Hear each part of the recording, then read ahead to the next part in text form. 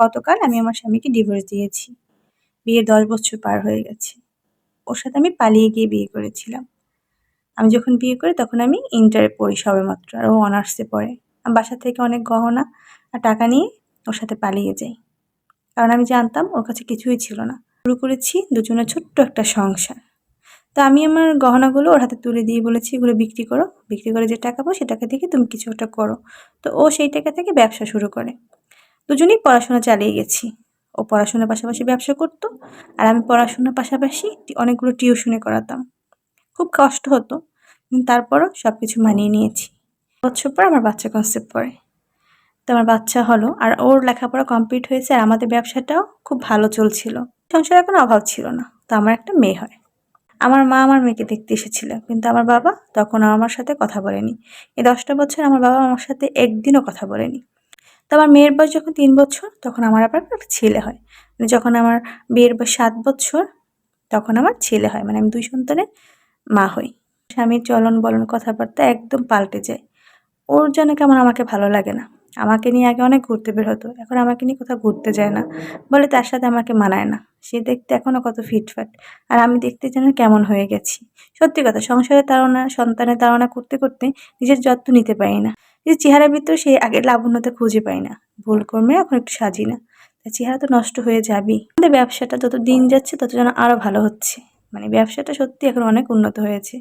আমরা ঢাকায় ফ্ল্যাট কিনেছি, গাড়ি কিনেছি, অনেক কিছুই কিনেছি। যত দিন যায় ওর মতিগতি তত চেঞ্জ হয়। আমার প্রতি ওর অবহেলা আমি যেন মানতে পারছি না। ওর সাথে আমার প্রায় তুমুল ঝগড়াঝাটি হয়। কিন্তু কি করব? কিছুই করার নেই। তো একদিন ঝগড়া বেঁধেছে, ও আমাকে বলছে আমাকে এখন আর পছন্দ করে না। ও আমার সাথে থাকতে চায় না, আমাকে ডিভোর্স দিবে। ওর নতুন কারো প্রয়োজন।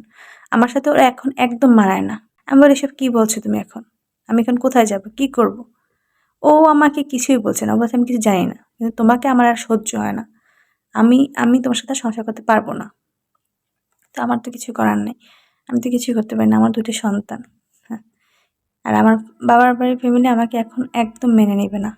আমার ভাই, বাবা কেউ আমার সাথে কথাই বলে না। তো লেখাপড়া কমপ্লিট হয়ে গেছে। তো আমি চাকরি খোঁজ করতে নিলাম। চাকরি খোঁজ করতে, করতে আমার একটা চাকরি হয়ে গেল। তো এর ভিতরে আমি আমার স্বামীকে অনেক মানিয়ে নেওয়ার চেষ্টা করেছি। ও কিছুতেই মানতে রাজি না। সে কিছুতেই মানবে না। সে নতুন করে বিয়ে করবে। তো এই গত ২ মাস আগে একদিন হঠাৎ করে ও কলিং বেলে চাপ দিল। তো দরজা খুলতেই দেখি ওর সাথে একটা মেয়ে। তো আমি জিজ্ঞেস করলাম, "কে?" ও বলল যে, "আমি বিয়ে করে ফেলেছি।" হাতে একটা ডিভোর্স লেটার। বলছে, "আমি ডিভোর্স লেটারে সই করে দিয়েছি। আশা করছি তুমিও সই করে দিবে।" তো আমি বললাম, "আমার সন্তানেরা?" বলে, "সন্তানের ইচ্ছে করে তুমি নিয়ে যেতে পারো, আর ইচ্ছে করে আমার কাছেই রেখে যেতে পারো।" ও যে আমার নামে ফ্ল্যাটটা কিনেছিল সেটার কাগজটা আমার হাতে তুলে দিয়েছে। বলছে, "তুমি এই ফ্ল্যাটে গিয়ে তুমি তোমার সন্তানদের নিয়ে থাকতে পারো।" তা আমি কি বলব? ফ্ল্যাটটা আমি নিয়েছি। কারণ হলো গিয়ে ফ্ল্যাটটা আমার সন্তানের অধিকার। আর ব্যবসাটা যেহেতু আমার টাকায় শুরু করেছিল, তো ব্যবসারও কিছু অংশ আমার আছে। তো অত কিছু আমি চাইনি বা চাবও না। তো আমি কি করলাম? ওই ফ্ল্যাটে গিয়ে আমার সন্তানদের নিয়ে থাকা শুরু করলাম। আমার মা-বাবাকে আমি এখনো ওই ব্যাপারে জানাইনি। তো আলহামদুলিল্লাহ এখন ভালো আছি। যার জন্য জীবনে সবটুকু ত্যাগ করলাম, সেই মানুষটা আমাকে শেষ পর্যন্ত ধোঁকা দিল। তো এটা সম্পূর্ণই একটা কাহিনী। যদি ভালো লেগে থাকে অবশ্যই পাশে থাকবেন। আসসালামু আলাইকুম। আল্লাহ হাফেজ।